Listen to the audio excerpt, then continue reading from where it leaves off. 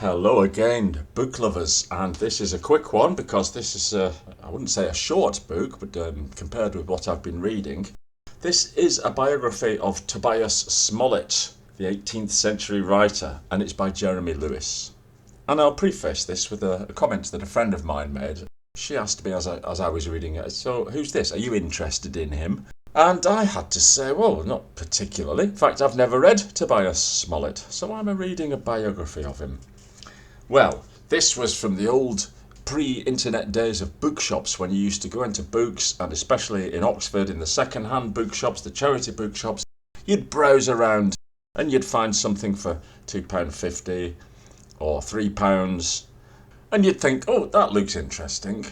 And also, yes, I am interested in, let's call it, well, it's history in general. This is a bit recent for my tastes. Men of letters, if you could put it that way.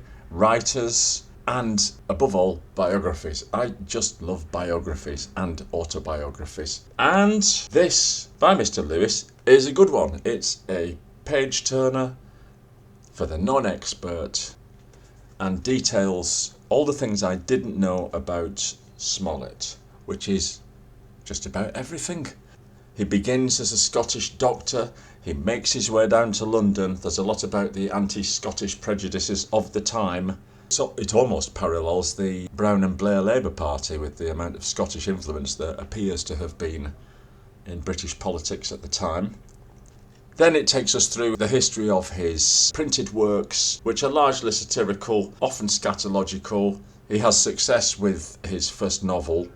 He becomes a critic and, spoiler alert, he, while holidaying or trying to recover from an illness in Italy, dies at the age of 50.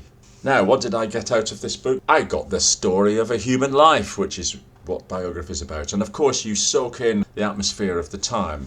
Now, one thing I was surprised by was the virulence of the writing. It seems to be a very no-holds-barred attack on one against the other or one against all in the grub street of the day, and very vicious toing and froing of the debates.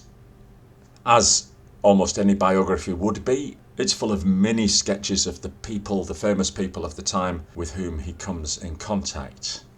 So if you're like me and you want to know about a writer whose works you've never read, but you like a bit of background information on comedy, history, London, and of course the zeitgeist, which comes as part of the package, on which I'd like to end here from the early part where he's a physician, as they were called, is a short explanation of some of the beliefs at the time of some of the doctors.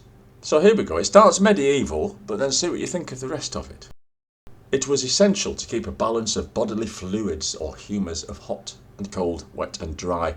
A system that was too hot and dry resulted in a fever, while one that was too wet and cold led to a cold. With too little blood the patient languished, but too much, caused perhaps by an excess of red meat or port, put him or her in danger of a stroke or apoplexy.